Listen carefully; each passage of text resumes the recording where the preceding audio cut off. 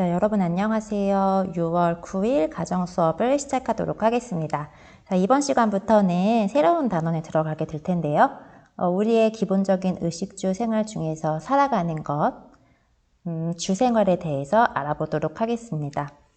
우리가 1학년 때 미처 학습하지 못했던 부분이 있었어요. 기술과정 1 교과서에서 쾌적한 주생활의 조건에 대해서 먼저 알아볼 거고요. 그 다음에 기술과정 2 교과서에 있는 주생활 문화와 주거 공간에 대해서 알아보도록 하겠습니다. 기술과정 1 교과서가 없는 학생들은 너무 걱정하지 않아도 될 것 같아요. 등교 수업하고 나서 2차 등교 수업 후에 배부될 학습지를 가지고 공부를 하면 되니까 너무 걱정하지 마세요. 자, 그래서 우리 주생활 단원에서 우리가 학습을 할 텐데 단원의 목표입니다.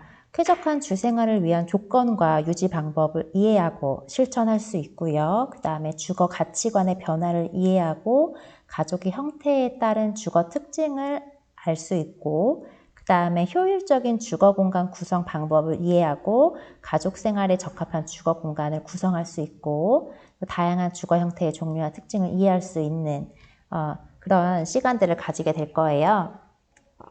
자, 그래서 오늘 수업은요. 주거의 의미에 대해서 먼저 간단히 알아보고요. 그 다음에 쾌적한 주생활에 필요한 조건에 무엇이 있는지 알아보고 다음 시간 예고를 하고 마치도록 하겠습니다. 그래서 오늘의 배움 질문입니다. 자, 이거는 우리 3교시, 4교시 수업이죠. 그래서 3교시, 4교시 수업 공통 질문이에요. 첫 번째, 주거란 무엇인가? 두 번째, 쾌적한 주거 생활을 위해 무엇이 필요할까? 입니다. 자, 주거란 무엇일까요? 주거라는 것은 자, 바로 이러한 주택 안에서 이루어지는 가족이나 개인의 모든 생활을 우린 주거라고 이야기를 합니다. 쉽게 말하자면 집, 그리고 집 안에서 이루어지는 우리의 모든 생활을 말을 한대요. 사람은 주거 공간 안에서 음식도 먹게 되고 잠도 자고 몸도 씻는 등의 인간 생활에 필요한 기본적인 활동을 하게 되죠. 또 이제는 집이라는 곳이 우리의 의식주 생활을 해결하는 곳을 넘어서서 휴식을 취하기도 하고 취미 생활을 즐기기도 하는 등의 심리적인 안정을 주는 곳이기도 합니다. 이거는 이제 다다음 시간에 또 더 이야기를 하게 되겠지만 그래서 우리 개인이나 가족의 주생활을 주거 생활을 만족스럽게 영위를 하려면 여러 가지 조건들을 갖추고 있어야 합니다. 자, 어떠한 조건들이 필요하냐면요. 첫 번째로 안전해야 되고요. 두 번째로 집이라는 것이 주거 생활이라는 것이 나의 개성이나 취향, 아름다움을 표현해야 된다는 거고요. 대표적으로 우리가 랜선 집들이라는 게 있어요. 여러분들 랜선 집들이라고 뭐 인스타그램이나 아니면 이런 여러 가지 포털 사이트에서 검색을 하면 알겠지만 사람들이 자신의 집을 자신의 취향대로 꾸며놓고 온라인에다가 이제 자랑을 하는 거죠. 그래서 사람들이 그걸 보면서 뭐 공감을 하기도 하고 뭐 아이디어를 넣기도 하는 등 여러 가지를 공유하는 사례들을 많이 볼 수가 있습니다. 그 다음에 주거는 경제적이어야 합니다. 내가 감당할 수 있을 정도의 경제적 비용이 들어야 된다는 거고요. 그 다음에 네 번째는 주거는 능률적이어야 합니다. 이건 동선 이야기할 때 다시 나올 거예요. 그 다음에 마지막으로 주거는 쾌적해야 합니다. 그래서 오늘은 바로 이 5가지 중에서 이 바로 쾌적에 대해서 중점적으로 보게 될 거예요. 자, 그러면 쾌적한 주거 생활을 위해서 무엇이 필요한지 알아볼 텐데요. 그 전에 영상을 하나 같이 볼게요. 잠시만요.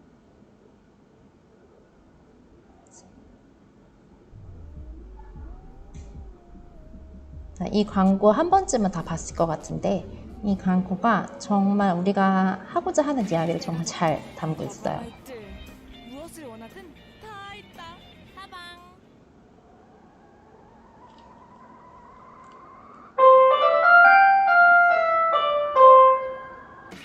때가 됐다. 다방할 때. 무엇을 원하든 다 있다. 사방.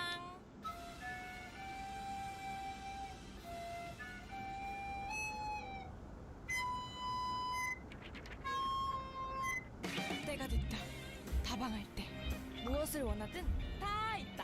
다방.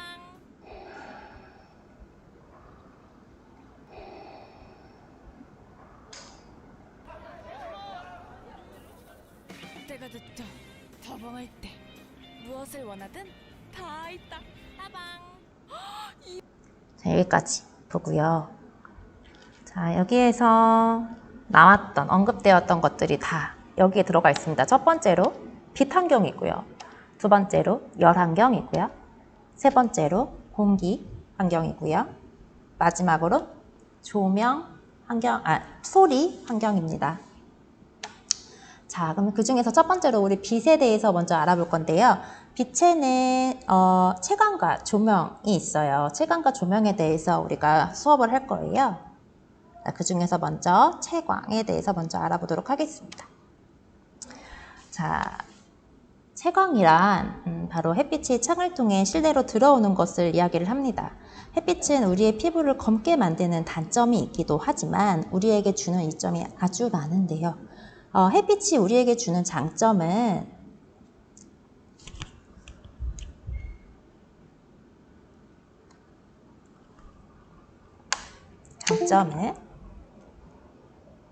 자, 이와 같습니다. 햇빛에 주는 장점. 첫 번째, 사물이 인식 가능하게 하죠. 사물을 보이도록 해주죠. 두 번째로는 실내를 따뜻하게 해주죠. 그 다음에 실내 습도를 조절해주고요. 그리고 살균과 소독 효과도 있죠. 그 다음에 햇빛을 받게 되면 사람의 마음이 따뜻해지고 우울감에서 벗어날 수 있기 때문에 사람의 정서에 영향을 주기도 합니다. 자, 이렇게 많은 장점을 가지고 있는 햇빛을 받는 것을 바로 우리는 채광이라고 이야기를 합니다. 자, 채광과 관련되어서 일조건이라는 게 있어요. 우리가 실내에서 햇빛을 받을 수 있도록 법으로도 규정이 되어 있는 건데요. 일조건이란 일반적으로 건물을 지을 때 다른 건물이 일정량의 햇빛을 받을 수 있도록 보장해주는 권리를 이야기를 합니다. 그래서 인접 건물 등에 의해서 햇빛이 충분히 닿지 못하는 경우 이로 인해서 생기는 신체적인 피해, 정신적인 피해, 재산적인 피해에 대해서 보상을 청구할 수 있어요. 그래서 실제적으로도 이와 관련 보상 청구권이 매우 많고요. 건축이 금지되기도 해요. 이 일조건 보장 때문에. 자, 일상생활에서 자연의 혜택을 온전하게 누릴 수 있도록 하는 일종의 환경권에 해당이 됩니다. 그런데 도시가 과밀화되었죠. 그리고 고층 건물이 매우 많이 올라가고 있어요. 그러다 보니까 햇빛을 집 안에서 누릴 수 있는 기회도 많이 박탈되고 있는 것 같아요. 그래가지고 이런 일조건이 새로운 삶의 질 문제로 대두되고 있습니다.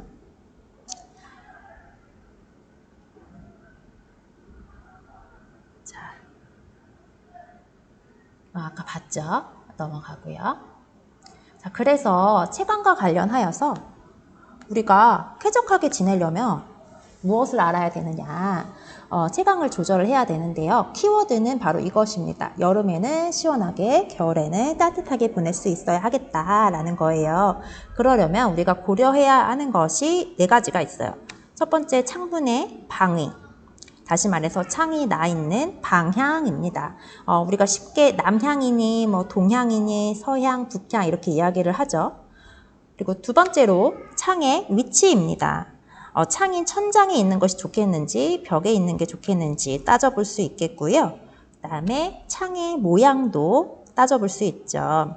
그래서 위아래로 긴 창이 좋은지 옆으로 긴 창이 좋은지 어느 것이 더 도움이 될지 생각해 볼 수 있고요. 그 다음에 창의 재료입니다. 그러면 우리 자세히 한번 알아보도록 할게요. 자, 창의 방향, 방위별로 햇빛이 어떻게 달라지는지, 어떻게 실내로 들어오는지 알 수 있는 이미지입니다. 이 이미지를 여러분들 계속 보다 보면은 해가 동쪽에서 뜨고 서쪽으로 지기 때문에 아침에는 주로 남동향에서 먼저 해가 들어오죠. 그러면서 남향, 그리고 남서향으로 넘어가는 것을 볼 수가 있어요. 그래서 여러분들 이 이미지를 상기를 하면서 다음 수업 내용들을 집중해서 한번 들어보세요.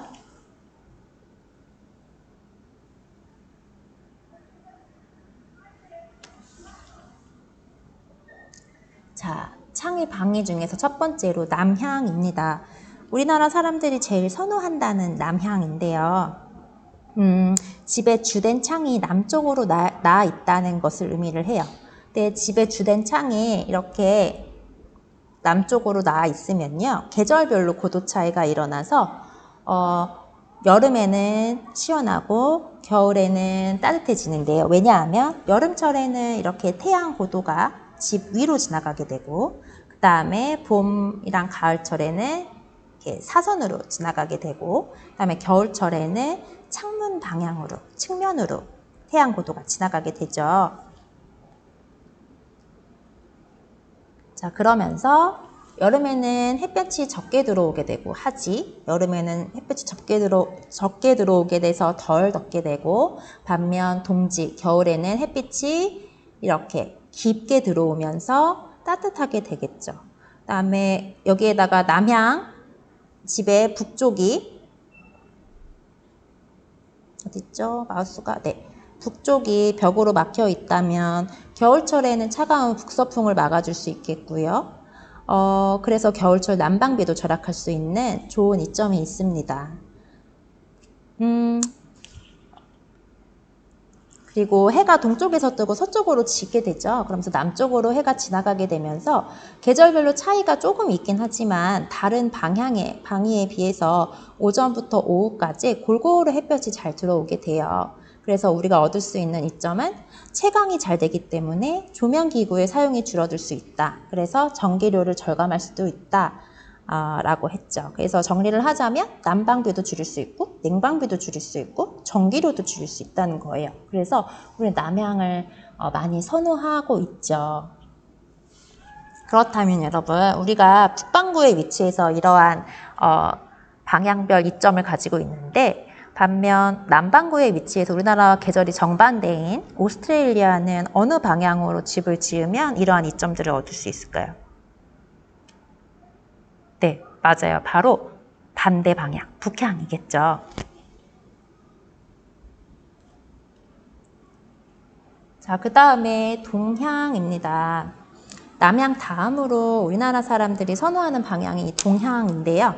그 이유는 동쪽에서 해가 뜨기 때문에 동양집은 아침에 가장 먼저 해가 들어오게 되죠. 그래서 아침 햇살을 받으면서 잠에서 깰 수 있다는 장점이 있어요. 하지만 아침 시간에만 해가 비추고 오후에는 햇살 없이 보내야 하기 때문에 일조량이 남향에 비해 부족하게 되죠. 그래서 조명기구에 드는 전기료가 더 증가하는 단점이 있습니다. 반면 장점은요, 여름에는 해가 덜 들어오기 때문에 상대적으로 시원할 수는 있겠죠. 반대로 겨울에는 해가 덜 들어오기 때문에 상대적으로 더 추운 단점이 있습니다. 자, 그 다음에 서향입니다. 서향은 동향과 반대로 오후에 햇볕이 집안 깊숙이 들어오게 되죠. 겨울에는 따뜻하지만 여름에는 다른 방향에 비해서 덥다는 것이 단점입니다. 그래서 햇빛이 낮게 깔리면서 늦은 오후까지 들어오는 여름 햇살은 좀 눈을 부시게 하죠. 따라서 서향은 장점도 햇빛이고 단점도 햇빛이다 라고 할 수가 있겠어요. 자, 마지막 방위입니다. 북향이에요. 우리나라 같은 경우는 북향은 햇빛이 잘 들지 않아요. 그래서 계절별 일조량 차이가 거의 없습니다. 그래서 장점이라고 한다면 여름에 시원할 수 있다는 거예요. 단점은 겨울에 추울 것이고, 그다음에 낮 시간에도 어둡고 밤에도 어두울 수 있다. 그래서 냉난방비가 많이 들 수 있고 조명기구를 계속 이용해야 하기 때문에 전기료나 관리비가 많이 나올 수 있다라는 단점이 있습니다. 뿐만 아니라 이제 햇빛이 비치지 않기 때문에 습도 조절이 잘 안 돼요. 그래서 그런 단점도 있고요. 단 장점이라 한다면 일조량의 변화가 적기 때문에 집중력을 요하는 일을 하는 사람들에게는 오히려 더 적합할 수도 있다. 이거는 주생활과는 관련 없을 수도 있는데 식당 같은 경우 아니면 전시를 해야 되는 경우도 이런 일조량 변화가 없는 것 때문에 북향이 적합하다라고 합니다. 또 종이 쳤습니다. 자, 그러면 우리 여기를 잠깐 볼게요. 선생님이 한 도면을 가지고 왔는데요. 이 공간 용도에 맞게 방해를 한번 추천해 주려고 해요. 아이고, 잘못했어요. 우리가 남향과 동향과 서향과 북향에 대해서 알아봤잖아요. 그러면 이 중에서 선생님이 사실 이거를 선생님이 하고자 하는 의도에 맞게 방향을 바꿔놓긴 했는데요. 여기를 동쪽으로, 동향. 동쪽으로 설정할 거고요. 그 다음에 여기를 남쪽으로 설정할 거예요. 그러면 동양 반대쪽은 서양이 될 것이고, 그 다음에 남양 반대쪽은 북향이 되겠죠. 선생님이 여기를 동양으로 설정한 이유는 해가 동쪽에서 떠서 잠에서 빨리 깰 수 있게 안방을 배치해 놨고요. 그 다음에 햇빛이 들어서 옷에 습기가 차지 않고 곰팡이가 생기지 않을 수 있게 이렇게 배치를 해 놨어요. 그 다음에 반면 거실을 남향에 배치해 놓은 것은 이제 햇빛이 잘 들어오니까 거실에서 가족 공용 공간으로 사용하기에 적합할 것 같고, 그 다음에 다용도실이나 이런 창고 같은 곳들은 북향에 위치하는 것이 더 적합할 것 같아서 선생님이 이렇게 설정을 해 보았습니다. 자, 그러면 이제 한번 정리를 할 건데요. 남향의 특성은요, 냉난방비 절감 효과가 있다. 그 다음에 쾌적하다. 햇빛이 잘 들어서 쾌적하다. 그 햇빛이 잘 들어서 밝은 느낌이 있다. 라고 할 수가 있겠고, 그 다음에 동양의 장점은 아침에 햇살이 비쳐서 이제 아침에 일찍 일어날 수 있다. 그리고 여름에는 시원할 수 있다. 반면 겨울에는 추울 수 있겠다. 서양의 특성입니다. 오후 늦게까지 햇살이 들어와서 겨울에는 따뜻할 수 있지만 여름에는 더울 수 있겠다. 라고 하겠고요. 그 다음에 북향의 특성입니다. 일조량의 변화가 거의 없어요. 그래서 이것이 용도에 따라서 장점이 될 수도 있고 단점이 될 수도 있어요. 자, 앞서 살펴봤던 창의 방위별 장단점을 참고로 우리 용도를 추천해 줄 건데요. 첫 번째, 남향은요, 해가 전반적으로 계속 잘 들기 때문에 집에 오랫동안 거주하는 노인이나 어린아이를 키우는 집, 그 다음에 전업주부 같은 경우는 남향집이 적합하다고 할 수가 있어요. 단 원목 가구나 가족이나 전기제품, 옷가지 등은 남향의 오른쪽에 배치하는 것이 좋다고 합니다. 다시 말해서 동쪽에 배치하는 것이 좋다라고 해요.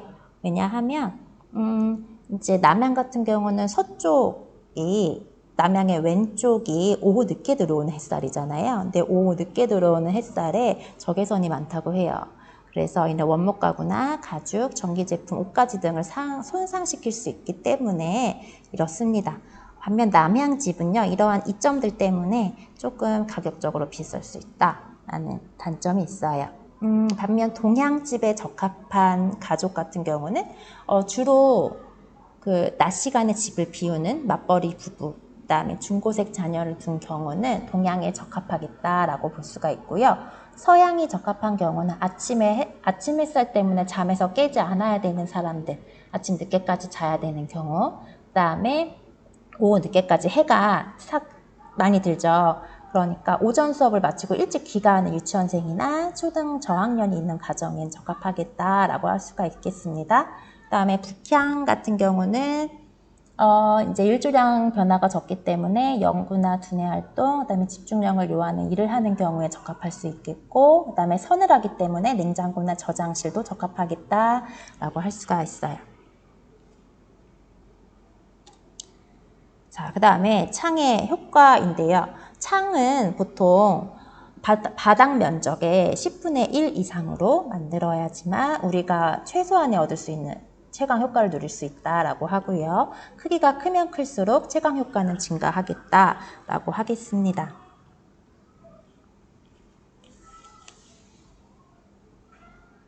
자, 그다음에 창의 위치입니다. 자, 이 두 가지를 비교할 건데요. 왼쪽은 천창이고요. 왼쪽은 천창이고요.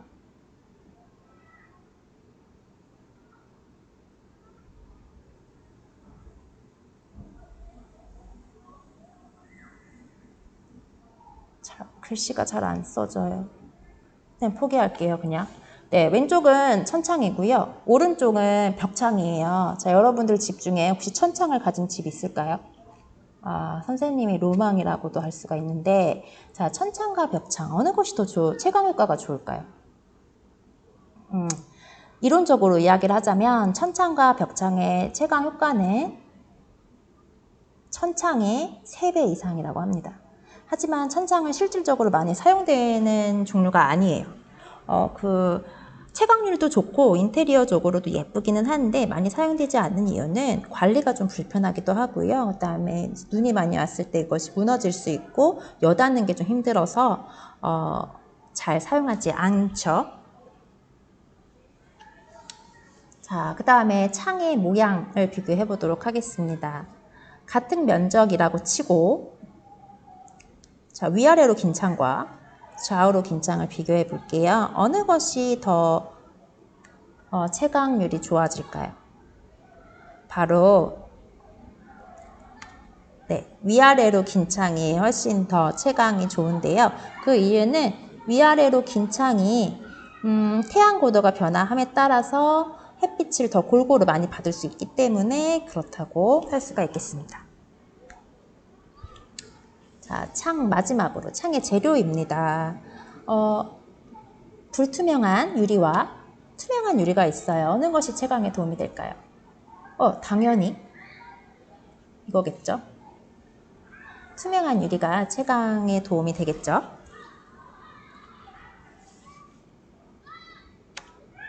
자, 그러면 채광을 조절하는 방법에 대해서 알아볼 건데요. 겨울철에는 채광을 많이 받으면 많이 받을수록 좋겠지만 여름철 같은 경우는 채광을 피하면 피할수록 좋죠. 왜냐하면 더우니까. 그래서 채광을 조절하는 방법은 이러한 것들이 있습니다.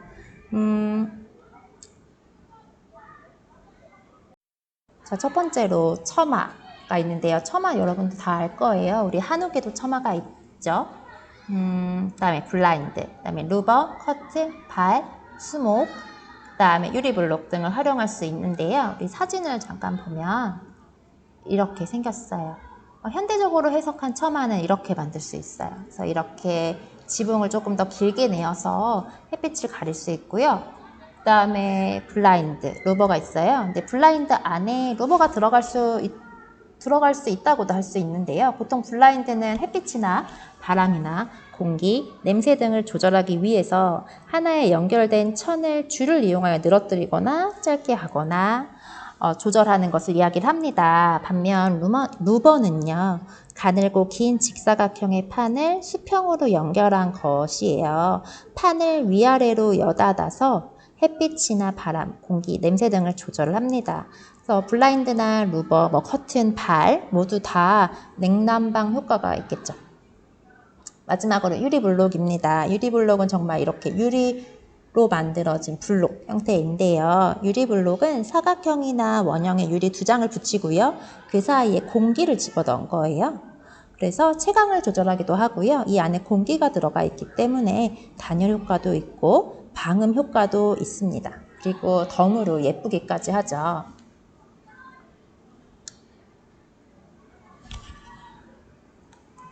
자, 여기까지 채광에 대해서 알아보았습니다. 자, 그러면 이제 조명에 대해서 알아보도록 할게요. 자, 조명이란 인공적으로 빛을 만들어서 생활에 이용하는 것을 조명이라고 이야기를 합니다. 그래서 채광으로 얻을 수 없는 것들을 조명이 대신해 주기도 하고 아니면 인테리어용으로도 조명을 사용하죠. 주거 공간에서 하는 일에 따라서 적절한 밝기의 조명이 필요합니다. 조명의 장점은 작업의 능률을 늘리기도 하고요. 실내 분위기를 안정시키기도 하고요. 그다음에 장식적인 인테리어 효과까지 있다라고 하겠습니다.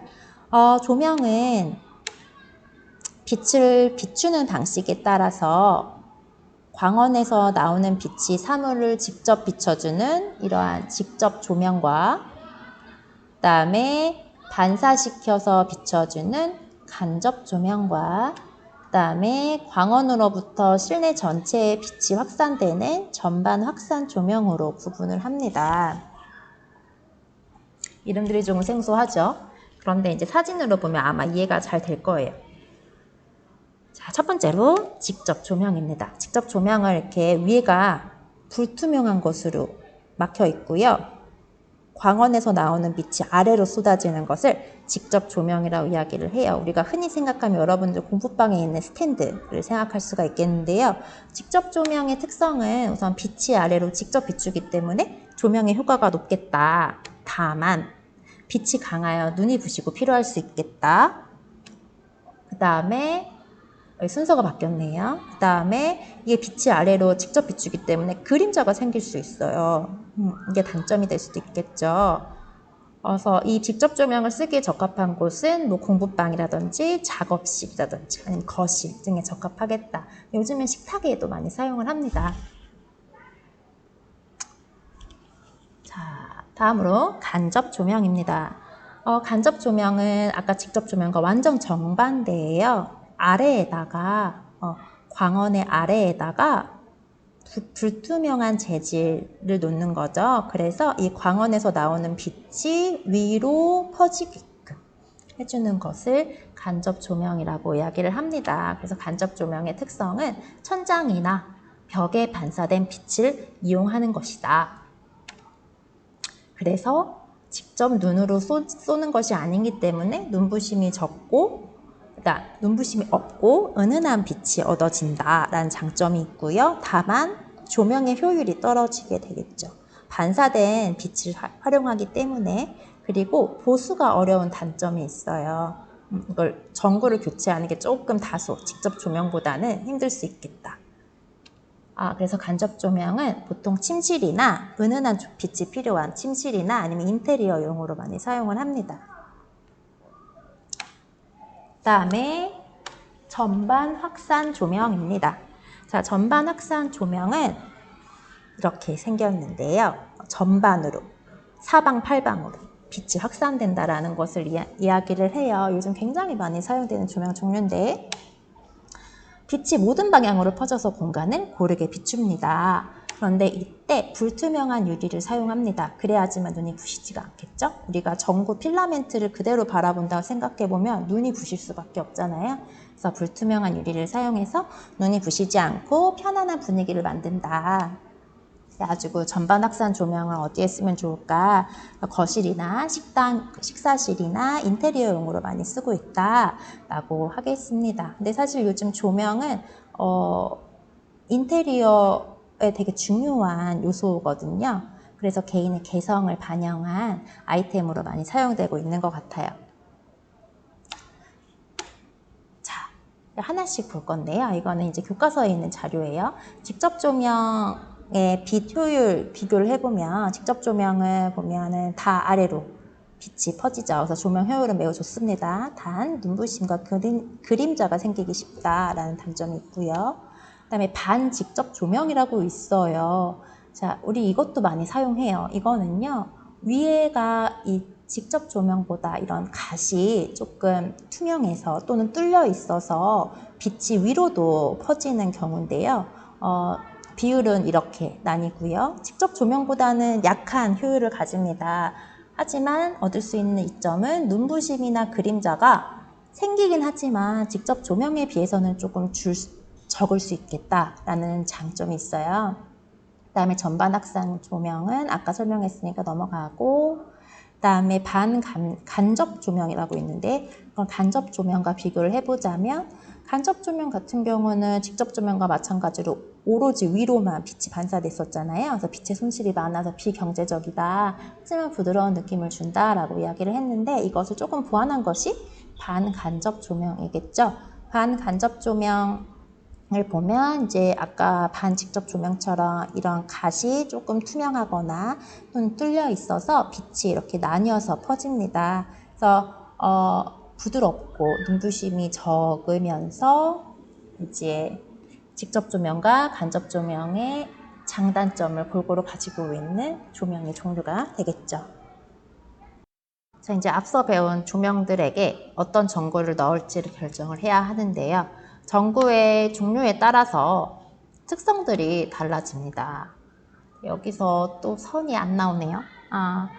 자, 형광등, 그 다음에 할로겐, LED가 있는데요. 각각의 특성들이 좀 달라요. 그래서 한번 알아볼게요. 자, 먼저 형광등입니다. 형광등은요, 우리 교실에 있죠. 여러분들 집에도 있을 거예요. 근데 형광등은요, 전력 소모가 비교적 적은 장점이 있습니다. 그래서 전기료가 많이 나오지 않는다라는 장점이 있고요. 그 다음에 단점으로 이야기하자면 빛의 흔들림이 있죠. 이거 형광등을 바라보았을 때 그 안에서 흔들림이 보이죠? 그렇기 때문에 눈이 필요한 단점이 있어요. 그런데 주의해야 될 점은 형광등을 자주 켜고 끄는 곳에는 적합하지 않는다. 왜냐하면 형광등을 켤 때 전력 소모가 급증한다고 아마 들어봤을 거예요. 그래서 뭐 자주 들어오고 나가는 곳, 예를 들어서 화장실 같은 곳은 형광등이 적합하지 않겠죠? 반면 할로겐 등입니다. 할로겐 등은요, 전력 소모가 비교적 큽니다.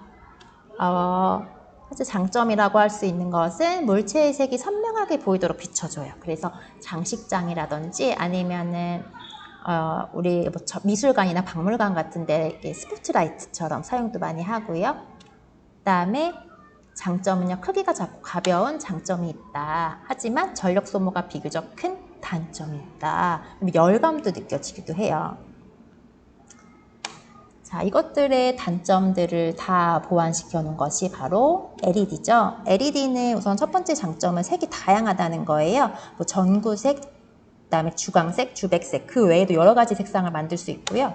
그다음에 그래서 여러 용도로 사용 가능합니다. 어디든 사용할 수 있어요. 그다음에 수명이 길고 에너지 효율이 굉장히 좋아요. 그래서 전기료 절약 효과까지 있다는 아주 좋은 장점이 있죠. 그래서 친환경적인 전구의 종류다. 그래서 비용이 비싼 단점도 있어요. 하지만 초기 자본이 조금 들 뿐이지 이것을 오랫동안 사용할 수 있고, 그 다음에 전기료도 적게 들기 때문에 요즘 거의 모든 집에서 LED 전구를 많이 바꾸고 있는 추세예요. 자, 그러면요, 우리 예쁜 조명들을 한번 구경하러 가볼까요? 자, 여기를 예쁜 조명들을 구경하러 왔는데요. 우리가 배운 것들이 어떻게 쓰고 있는지 한번 살펴볼게요. 우선 이렇게 생긴 것은 직접 조명이죠. 직접 조명이겠고, 그 다음에 이것도 직접 조명이겠고, 얘는 전반 확산 조명이네요. 그리고 이것도 직접 조명의 예라고 할 수가 있겠습니다. 자, 여기서 보면은 이것도 직접 조명이라고 할 수가 있겠고요. 반면 얘는 반간접 조명이라고 할 수가 있겠죠. 또는 반직접 조명으로 보이기도 하네요. 그 다음에 전반 확산 조명이 어디 있을 것 같은데 잠시 찾아봅시다.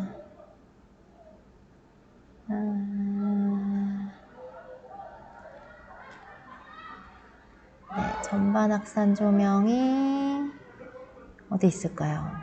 있을 텐데, 그죠? 뭐 이러한 것을 전반 확산 조명이라고 할 수가 있어요. 그리고 이러한 것도 전반 확산 조명이라고 할 수가 있겠고, 선생님 이걸 눌러보면 더 다양한 게 나올 것 같아요.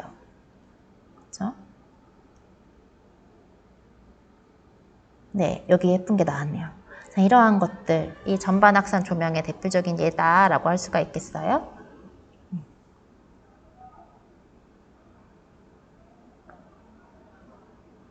자, 다시 돌아와서